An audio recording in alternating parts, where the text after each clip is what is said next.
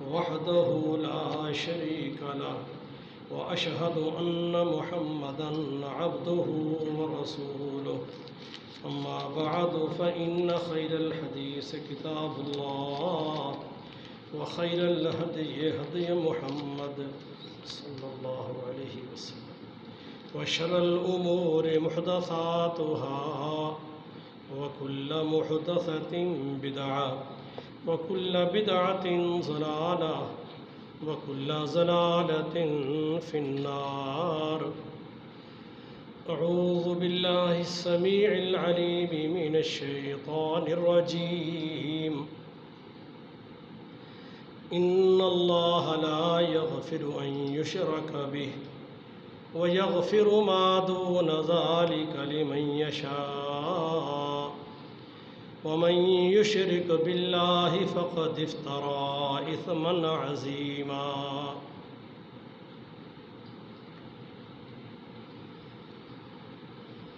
قرآن مقدس کے آغاز میں ہی سورۃ الفاتحہ جب اس کی تلاوت کریں تو آغاز میں اللہ کا تعارف اس طرح ہے کہ الحمدللہ رب العالمین، تمام تعریفوں کے لائق،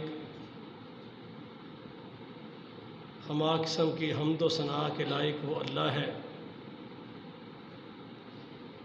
جو تمام جہانوں کا پالنہار ہے، تمام مخلوقات کا، کائنات کا پورا نظام اسی کے امر پر، حکم پر قائم ہے. ساتھ اللہ فرماتے ہیں الرحمن الرحیم. اللہ بہت بڑا مہربان اور بہت زیادہ رحم کرنے والا ہے. اسی قرآن مقدس میں اللہ کی صفت الرحمن الرحیم کے ساتھ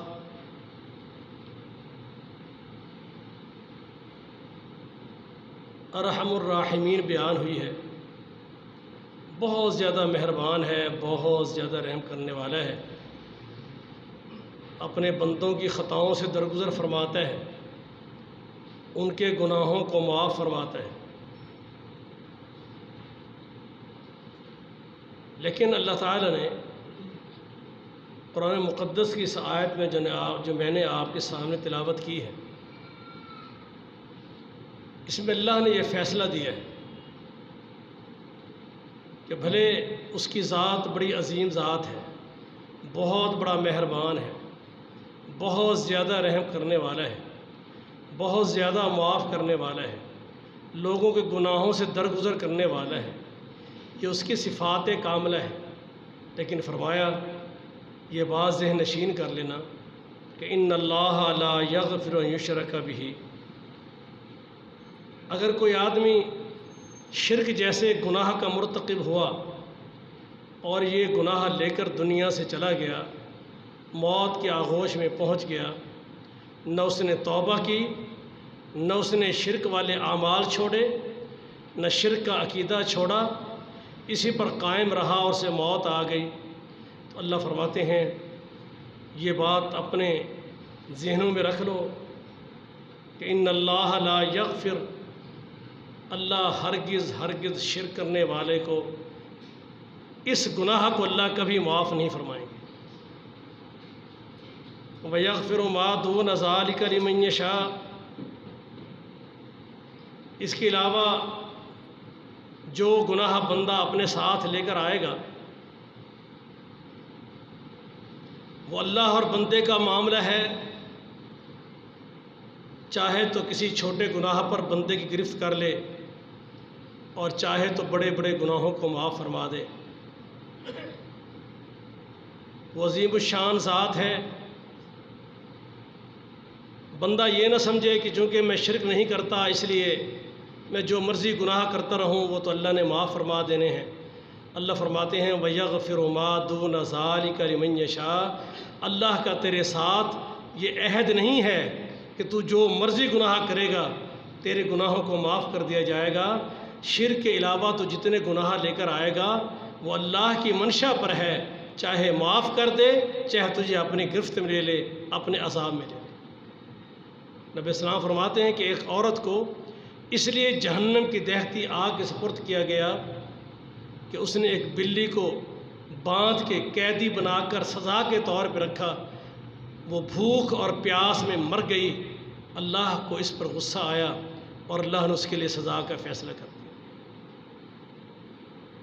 نبی صلی اللہ علیہ وسلم کی حدیث ہے کہ آپ ایک جگہ سے گزرے 2 قبروں کے پاس سے، تو آپ نے صحابہ کو بتایا کہ ان 2 قبر والوں کو عذاب ہو رہا ہے، اور وہ عذاب ایک شخص کو چغل خوری پر، 2 بھائیوں کو لڑانے کے لیے جھوٹ بولنا یا ان کی باتیں یہاں سے اٹھا کر وہاں لگانا، 2 دوستوں میں دوری کا باعث بننا، 2 خاندانوں میں اختلاف کا سبب بننا، ایک کی باتیں غصہ دلانے کے لیے دوسروں کے سامنے کرنا، اپنی قربت حاصل کرنے کے لیے، اپنے مفادات حاصل کرنے کے لیے، اس کی باتیں اس کے آگے، اس کی باتیں اس کے آگے، یہ آگ لگانے والے کام، یہ بھڑکانے والی باتیں، یہ غصہ دلانے والی حرکتیں، فرمایا ایک شخص کو اس لیے عذاب ہو رہا ہے یہ چغل خوری کرتا تھا۔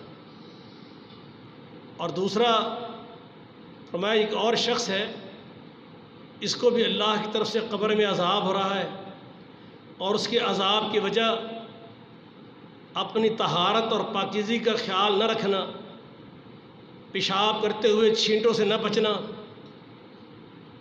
اس بات کی پرواہ نہ کرنا۔ ایک مومن مسلمان کو پاک اور اطہر رہنا چاہیے، لیکن وہ اس پاکیزگی کا خیال نہیں کرتا تھا، پیشاب کے چھینٹوں سے بچاؤ نہیں کرتا تھا۔ تو اللہ فرماتے ہیں وَيَغْفِرُ مَا دُونَ ذَلِكَ لِمَن يَشَاءُ، یہ گناہ جو شرک کے علاوہ ہیں وہ اللہ کی مرضی پر ہیں، اللہ چاہے تو معاف کر دے، اللہ چاہے تو گرفت میں لے لے۔ لیکن یہ بات ذہن نشین کر لو، کوئی بندہ دنیا میں جتنا مرضی سخاوت کرتا ہو، جتنا مرضی انسانیت کا خیر خواہ ہو، دکھی انسانوں کے کام آتا ہو، مریضوں کے لیے دواؤں کا اور ہاسپٹل کا انتظام کرتا ہو، بھوکوں کو کھانا کھلاتا ہو، بے سہارا کا سہارا بنتا ہو، یتیموں کی یتیمی میں ان کے سر پہ شفقت کا ہاتھ رکھتا ہو، ان کے کام آتا ہو، انسانیت کے دکھ درد بانٹتا ہو، جو مرضی وہ کام کرتا ہو، تمہیں راتوں کو اٹھ کے نمازیں پڑھتے نظر آتا ہو، وہ بیت اللہ کا طواف کرتا نظر آتا ہو، وہ اللہ کے سامنے گڑ گڑاتا روتا نظر آتا ہو، لیکن یاد رکھنا اگر وہ اللہ کے ساتھ شرک کرتا ہوا مر گیا تو نہ اس کی عبادات قبول، نہ انسانیت کے لیے دکھ درد کے کیے جانے والے کام قبول، نہ کسی غریب کی غربت میں کام آنا اس کا اللہ کے ہاں اس کو فائدہ دے گا، نہ کسی یتیم کا سہارا بننا فائدہ دے گا۔ اس لیے کہ اللہ کا یہ فیصلہ ہے کہ شرک کے مرتکب شخص کو جو شرک کا ارتکاب کرتے مرے گا، اللہ کا فیصلہ ہے اللہ نے اس کو کبھی معاف نہیں کرنا۔ وہ الرحمن ذات ہے، وہ الرحیم ذات ہے، اس کی مرضی ہے کسی زانی کو بخش دے، اس کی مرضی ہے کسی غنڈے اور بدماش کو معاف کر دے، اس کی مرضی ہے کسی قاتل چور کو معاف کر دے۔ جو مرضی گناہ کسی کے اوپر ہو، تم کسی شخص کے بارے میں اللہ عز و جل کی ذات پر اپنے آپ کو اس کے فیصلوں میں مداخلت کرنے والا نہیں بنا سکتے۔ وَيَغْفِرُ مَا دُونَ ذَلِكَ لِمَن يَشَاءُ، اس کی مرضی ہے جو مرضی گناہ گار ہو وہ جس کو چاہے معاف کر دے۔ اور کوئی نیکی پہ نازا نہ ہو جائے کہ میں اتنی عبادت کرتا ہوں، میں اتنا نیک ہوں، میرے اعمال اتنے اچھے ہیں، میں تو ہر حال میں بخشا جاؤں گا، میرے لیے کوئی گرفت اللہ کی نہیں ہے۔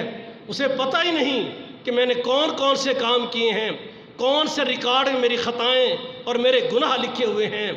اس لیے اللہ کی مرضی گرفت میں لے تو نیک اور سارے بندے کو لے لے، اور معاف کرنے پہ آئے تو گناہ گار کو معاف کر دے۔ یہ اس کے اپنے فیصلے ہیں۔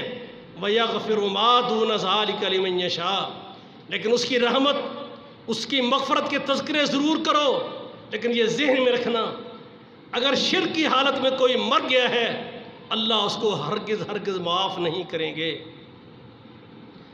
ومن یشرک باللہ فقد افترى اثما عظیما، جس نے اللہ کے ساتھ کسی کو شریک ٹھہرایا یہ بہت بڑے جھوٹ کا مرتکب ہوا ہے، بہت بڑے بہتان کا مرتکب ہوا ہے، خود ساختہ ایک عقیدے کا مرتکب ہوا ہے۔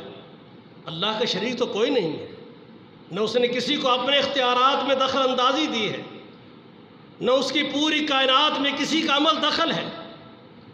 اس کی ذات کے ساتھ کسی کو شریک ٹھہرانے والا بہت بڑا بہتان تراشنے والا اور بہت بڑے اسم عظیمہ گناہ کا مرتکب ہے، اس کو اللہ معاف نہیں کرے۔ تم عام لوگوں کی باتیں کرتے ہو، اللہ فرماتے ہیں وَلَوْ أَشْرَكُوا لَحَبِطَ عَنْهُمْ مَا كَانُوا يَعْمَلُونَ۔ اللہ نے انبیاء کا ذکر کر کے فرمایا کہ اگر بفرض محال شرک ان سے بھی صادر ہوتا، شرک کا ارتکاب انبیاء میں سے بھی کوئی کرتا، اللہ ان کے بھی سارے اعمال برباد کر دیتا۔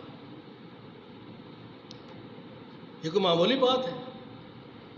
عبداللہ ابن مسعود رضی اللہ تعالیٰ عنہ فرماتے ہیں نے اللہ کے نبی سے پوچھا اللہ کے ہاں سب سے بڑا گناہ کون سا ہے؟ وہ کون سا گناہ ہے جس سے اللہ سب سے زیادہ بندے پہ ناراض ہو جاتا ہے؟ فرمایا ان تجعل للہ ندا، تو اللہ کے ساتھ کسی کو شریک ٹھہرائے، ہوا خالقک، حالانکہ اس نے تجھ کو پیدا کیا ہے،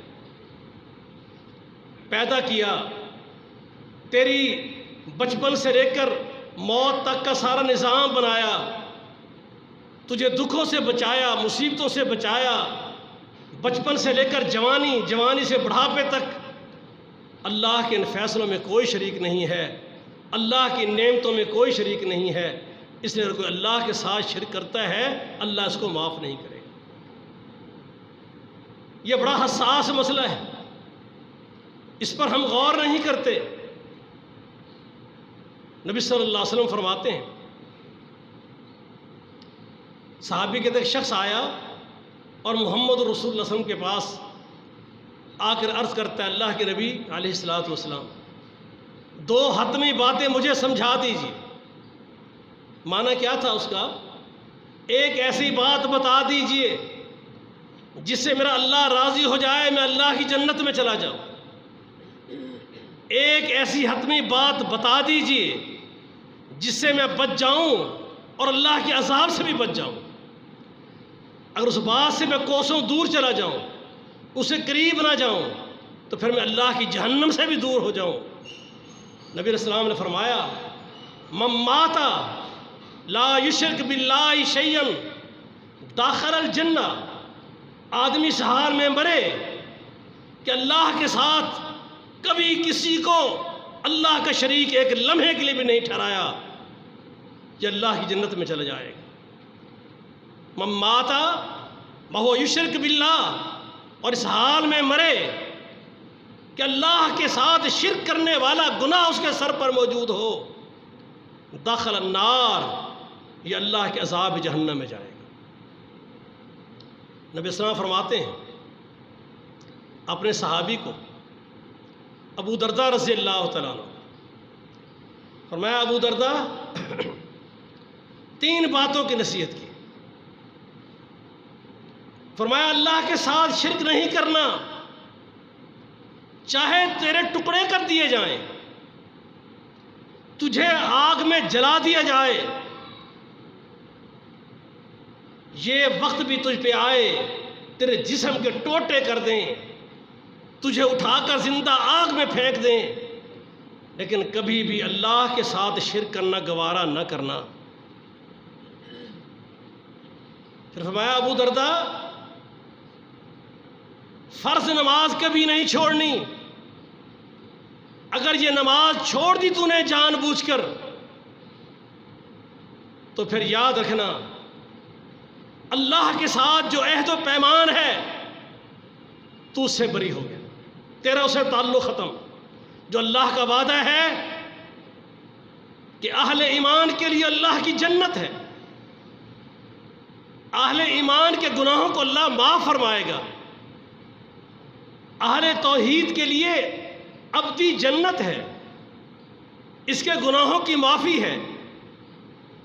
اور اگر تو بے نماز رہا تو پھر عہد و پیمان کا ختم، اللہ کی مرضی پہ معاملہ موقوف. وہ ایمان کی وجہ سے کر کے، مومن ہونے کی وجہ سے کر کے جو تیرے ساتھ محبت، قربت، تعلق، اللہ کے وعدے تھے وہ سارے ختم. اللہ پہ تو کلیم نہیں کر سکتا. جیسے رسول اللہ صلی اللہ علیہ وسلم کی حدیث ہے، میں معاذ اللہ کا حق ہے تجھ پر کہ تو اکیلے اللہ کی عبادت کرے اور اس کے ساتھ کسی کو شریک نہ کرے، یہ اللہ کا حق ہے تجھ پر. اور پھر اللہ اپنے اوپر بندے کا حق لیتے ہیں کہ پھر بندے کا حق ہے کہ اللہ اس کو عذاب نہ دے. لیکن اگر تم بے نماز رہے، جان بوجھ کر فرض نماز ترک کر دی، نماز چھوڑ دی، تو پھر یہ اللہ کا حق، اللہ پر جو بندے کا حق تھا، جو اللہ کا وعدہ تھا، یہ ختم ہے. اور فرمایا تیسری بات یہ ہے، شراب کے قریب نہیں جانا. یہ تمام برائیوں کی جڑ ہے، اس سے بچنا ہے. تو سب سے اہم پہلی بات کیا فرمائی کہ شرک کے قریب نہیں جانا. محمد رسول اللہ صلی اللہ علیہ وسلم فرماتے ہیں قیامت کا دن ہوگا، پوری انسانیت جمع ہوگی، اول و آخر جمع ہوں گے، انبیاء جمع ہوں گے، امتیں جمع ہوں گی، پیر جمع ہوں گے، مرید جمع ہوں گے، حکمران جمع ہوں گے، رعایا جمع ہوگی، ماں باپ جمع ہوں گے، اولاد جمع ہوگی، پوری انسانیت جمع ہوگی. ان کے حساب و کتاب کا، جزا و سزا کے فیصلے کا وقت ہوگا. اور اس سے پہلے اللہ کی طرف سے ایک منادی والا، ایک ندا دینے والا، ایک اعلان دینے والا، وہ اعلان کرنے والا آئے گا اور یہ اعلان کرے گا کہ تم میں سے جو شخص ایسا عمل کرتا تھا کہ جس عمل کے ساتھ اللہ کے ساتھ کسی اور کو بھی شریک کرتا تھا، عمل کیے، نیکی کی، اللہ کے لیے کی، ساتھ کسی اور کو بھی شامل کیا، قربانی کر رہا ہے. اور قربانی میں ذہن یہ ہے کہ قربانی کرنی ہے، کس لیے کر رہے ہو؟ اللہ کے لیے کر رہے ہیں. اور ساتھ یہ بھی ہو کہ کہیں لوگ مجھے بخیل نہ سمجھیں، ایک جانور اور لے لوں. یہ بھی ہو کہ میری سخاوت کی بھی بات ہو کہ اگر اللہ نے دیا ہے تو ماشاءاللہ خرچ بھی بہت کرتا ہے.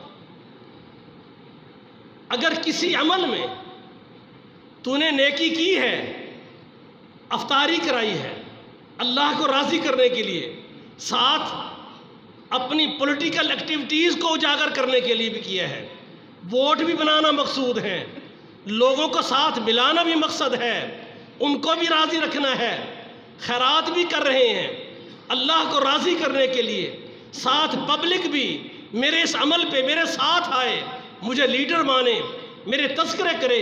قیامت کا دن ہوگا، اللہ کی طرف سے آواز لگائی جائے گی، ایک منادی دینے والا اللہ کا پیغام پہنچائے گا کہ جس بندے نے جو عمل ایسا کیا ہے جس عمل میں اللہ کے ساتھ کسی اور کو بھی شامل کیا تھا، اللہ فرماتے ہیں چلا جائے یہاں سے، اس بندے کے پاس جائے، ان انسانوں کے پاس جائے، اس لیڈر کے پاس جائے، اس پبلک کے پاس جائے اور وہاں سے جا کے اپنا اجر حاصل کرے، اپنی جزا حاصل کرے. دیکھے کون ہے جو آج اس کو نجات دلاتا ہے، اجر و ثواب دیتا ہے. جاؤ، چلے جاؤ. اللہ اعلان کرتا ہے، اللہ اس کے عمل کو بھی چھوڑتا ہے اور اللہ تعالیٰ اس بندے کو بھی چھوڑتا ہے. وہ بے نیاز ذات ہے، اسے گوارا ہی نہیں کہ کوئی میرے ساتھ عبادت میں کسی اور کو بھی ساتھ شامل کرے. یہ اعلان کیا جائے گا، اس کو ہٹا دو، اعلان کر دو اللہ کے پاس اس کے لیے کچھ نہیں. یہ معاملہ بڑا حساس ہے. شرک کی دو قسمیں ہیں میرے بھائیوں. آج مسجد توحید میں بیٹھنے والے اہل توحید اس پہ غور کریں. شرک کی دو قسمیں ہیں. ایک شرک اکبر ہے اور ایک شرک اصغر ہے۔ شرک اکبر کیا ہے کہ تم اللہ کی صفات کا حامل کسی اور کو مانو۔ اللہ مشکل کشا، علی بھی مشکل کشا، اللہ مددگار، اللہ کے رسول بھی مددگار، اللہ بیماریوں سے شفا دینے والا، فلاں آستانے اور درباروں سے بھی شفائیں ملتی ہیں۔ اللہ کی بھی نظر و نیاز اور غیر اللہ کی بھی نظر و نیاز، اللہ کے لیے بھی رکوع، غیروں کے لیے بھی رکوع، اللہ کو بھی سجدہ، درباروں، مزاروں، بتوں پر بھی سجدے۔ اگر کوئی ایسا شخص ایسا کرتا ہے، یہ شرک اکبر کا مرتکب ہے، جو اللہ کے علاوہ توکل، امید، خوف، یہ سارے اللہ کی ذات کے ساتھ ساتھ کسی اور پر بھی لگاتا ہے، یہ شرک اکبر کا مرتکب ہے۔ اس کے لیے دار اسلام سے خارج، یہ ایسا گناہ ہے کہ بندہ مسلمان نہیں رہتا، چاہے اپنے آپ کو مسلمان کہلاتا بھی رہے۔ اور ایک شرک اصغر ہے۔ شرک اصغر کیا ہے؟ اور دونوں شرک ہیں۔ اس لیے بعض علماء نے کہا کہ جب اللہ نے فرمایا ہے ان اللہ لا یغفر ان یشرک بہ، اللہ ہرگز شرک کو معاف نہیں کرے گا، تو اس میں اکبر و اصغر دونوں شامل ہیں۔ شرک اکبر کا مرتکب ابدی جہنمی ہے۔ انہ من یشرک باللہ فقد حرم اللہ علیہ الجنہ ومأواہ النار۔ ارے لوگوں، اگر شرک کرتا ہوا کوئی شخص مر گیا تو کبھی نہ سمجھنا اسی کو نیکیاں دیکھ کر کہ اللہ کی جنت میں جائے گا، اس لیے کہ اللہ نے اس پر جنت کو مطلقاً حرام قرار دے دیا ہے، یہ کبھی بھی اللہ کی جنت میں نہیں جا سکتا۔ ومأواہ النار، اللہ نے اس کا ٹھکانہ جہنم مقرر کیا ہے، دیکھتی آگ مقرر کیا ہے۔ یہ شرک اکبر ہے۔ اور شرک اصغر کیا ہے؟ شرک اصغر کا مرتکب دار اسلام سے خارج نہیں، ابدی جہنمی نہیں، لیکن شرک ہے، گناہ بڑا سخت ہے۔ نبی صلی اللہ علیہ وسلم نے فرمایا یہ امت کو پیغام ملا ہے، قیامت تک کی امت کو صحابہ کے ذریعے، صحابہ نے یہ پیغام اللہ کے نبی کا امت کو پہنچایا ہے۔ اللہ کے نبی فرماتے ہیں میں سب سے بڑھ کے جس بات پر تم سے ڈرتا ہوں تمہاری خطاؤں میں، وہ سب سے بڑھ کے شرک اصغر ہے۔ صحابہ نے پوچھا اللہ کے رسول صلی اللہ علیہ وسلم وہ شرک اصغر کیا ہے؟ فرمایا شرک اصغر یہ ہے کہ تو نماز پڑھ رہا ہے، یہ نبی صلی اللہ علیہ وسلم نے سمجھایا، اور نماز پڑھتے ہوئے کوئی شخص تیرے دائیں بائیں ایسا آیا کہ تو نے یہ سمجھ کر کہ یہ بندہ یہ سمجھے کہ میری نماز کتنی بہترین نماز ہے، میرا اللہ سے تعلق کیسا ہے، اس وقت تو اپنی نماز کو خوبصورت کرنا شروع کر دے، اس میں ٹھہراؤ آ جائے، رکوع سجود بہتر ہو جائیں، معاملات اور بہتر ہو جائیں، اور تیرے ذہن میں اللہ کی ذات ہٹ جائے، اور تو اس بندے پر اپنا نیکی کا رعب ڈالنے کے انداز سے نیکی کرنا شروع کر دے، یہ ریاکاری ہے، یہ شرک ہے۔ فرمایا میں سب سے زیادہ آپ نے اپنی امت کے بارے فرمایا جس چیز سے ڈرتا ہوں، اہل توحید یہ ایک ایسا مرض ہے، صحابہ کہتے ہیں یہ شرک ایسے داخل ہوتا ہے مومن اور موحد بندوں میں، چیونٹی کی چال کی طرح پتہ نہیں چلتا جسم کے کس حصے میں پہنچ گئی، اور اس کا ادراک بعد میں ہو رہا ہوتا ہے۔ اس کے لیے بڑا خطرناک معاملہ ہے، بہت خطرناک۔ اس سے بچنا، اس سے بچاؤ کرنا بہت ضروری ہے۔ انشاءاللہ زندگی رہی تو آئندہ اس کی قباحتوں اور اس کی جو شرک اصغر کی خطرناک مراحل ہیں اور جو ہمارے معاشرے میں موجود ہیں، انشاءاللہ اس پہ گفتگو کریں گے۔ وما علینا۔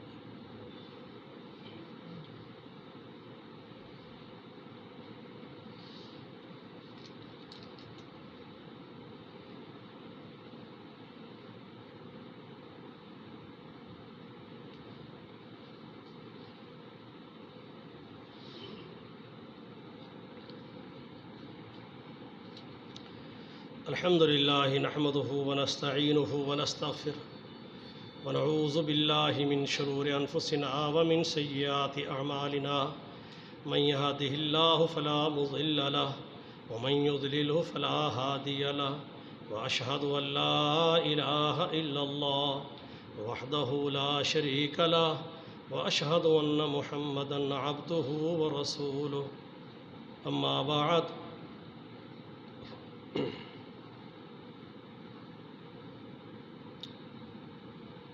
مسند احمد میں، جامع ترمذی میں، ابو داؤد میں یہ حدیث موجود ہے۔ سیدنا ابو ہریرہ رضی اللہ تعالیٰ عنہ نبی صلی اللہ علیہ وسلم کی وہ مسند درس، جہاں اللہ کے نبی صحابہ کو تعلیم و تربیت کرتے تھے، اللہ کا دین پڑھاتے اور سکھاتے تھے، مسجد نبوی میں اسی مصلی رسول پر بیٹھے تھے، اور شاگرد کہتا ہے کہ آج کوئی ایسی حدیث سنا دیجئے جیسے میں بالکل آپ کے سامنے بیٹھا ہوں، ایسے ہی آپ میری جگہ بیٹھے تھے اور محمد رسول اللہ صلی اللہ علیہ وسلم اس مسند پر بیٹھ کے تمہیں اللہ کا دین سکھا رہے تھے، ایسی مجھے بھی کوئی حدیث سنا دیجیے۔ تو کہتے سیدنا ابو ہریرہ رضی اللہ عنہ فرمانے لگے، آج میں تمہیں وہی حدیث سناؤں گا کہ ایک دن اللہ کے نبی صلی اللہ علیہ وسلم اس مقام پر بیٹھے تھے جہاں آپ کے نیابت اور آپ کے شاگرد ہونے کی حیثیت سے آپ کی تعلیم میں امت کو دے رہا ہوں۔ یہ اللہ کے نبی ہمیں تعلیم دے رہے تھے، میں ایسے ہی آپ کے سامنے بیٹھا تھا کہ محمد رسول اللہ صلی اللہ علیہ وسلم نے فرمایا۔ جب وہ حدیث سنانے لگے تو شاگرد کہتا ہے 3 مرتبہ اللہ کے نبی کا نام لیتے کہ اللہ کے نبی نے فرمایا۔ اتنی حساس حدیث تھی کہ ابو ہریرہ رضی اللہ تعالیٰ عنہ پہ کب کبھی طاری ہو جاتی، خاموش ہو جاتے، گھبراہٹ طاری ہو جاتی۔ کچھ دیر کے بعد پھر اپنے ہاتھ چہرے پہ پھیرتے، سنبھالتے، پھر بات شروع کرنے لگتے، پھر وہی کیفیت ہو جاتی۔ 3 مرتبہ اپنے آپ کو سنبھالتے بڑی مشکل سے انہوں نے اللہ کے نبی صلی اللہ علیہ وسلم کی، ابو ہریرہ نے وہ حدیث سنائی۔ فرماتے رسول اللہ صلی اللہ علیہ وسلم نے فرمایا، قیامت کے دن جب اللہ اپنی عدالت قائم کر لیں گے تو اس میں سب سے پہلے جو 3 مجرم لائے جائیں گے اللہ کی عدالت میں سب سے پہلے پیش ہوں گے، وہ سب سے پہلے پیش ہونے والا شخص وہ شہید ہوگا۔ اللہ تعالیٰ اسے پوچھیں گے، بندے بتا اپنے پروردگار کی لاتعداد نعمتیں استعمال کرنے پر کون سی آج نیکی تیرے دامن میں ہے جس پر تجھے امید ہو تیرا اللہ تجھے معاف فرما دے۔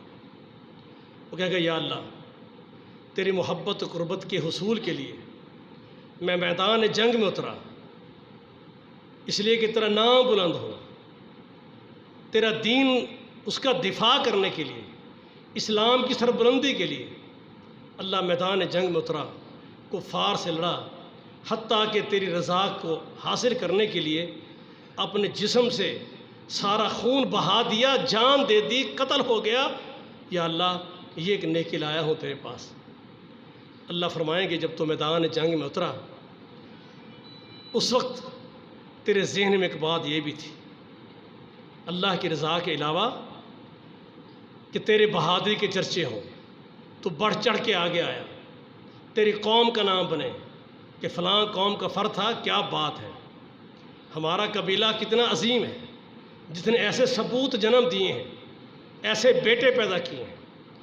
تو لڑ رہا تھا، تیری خواہشیں یہ تھیں کہ لوگ میری سخاوت کے چرچے کریں، میں مر بھی جاؤں تو میرے نام کے ساتھ میری زندگی بھر کے لیے میرے سخاوت کے چرچے ہوتے رہیں، میرے بہادری کے چرچے ہوتے رہیں۔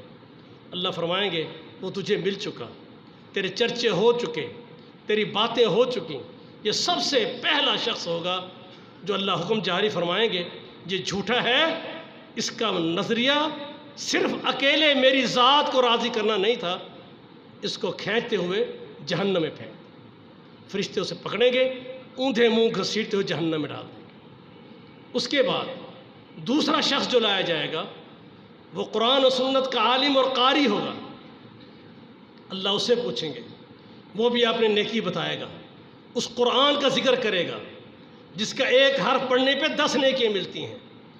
وہ حدیث خیرکم من تعلم القرآن وعلمہ، اللہ کے ہاں بہترین شخص وہ ہے یا قرآن پڑھتا ہے یا قرآن پڑھاتا ہے۔ یا اللہ میں نے قرآن سیکھا، اس کا فہم سیکھا، اس کا ترجمہ سیکھا، تفسیر سیکھی، علم حاصل کیا، قراءت سیکھی، اللہ پھر میں نے اس قرآن کو پڑھتا بھی رہا، زندگی بھر پڑھاتا بھی رہا، اللہ یہ ایک نیکی لے کے تیرے پاس آیا ہوں۔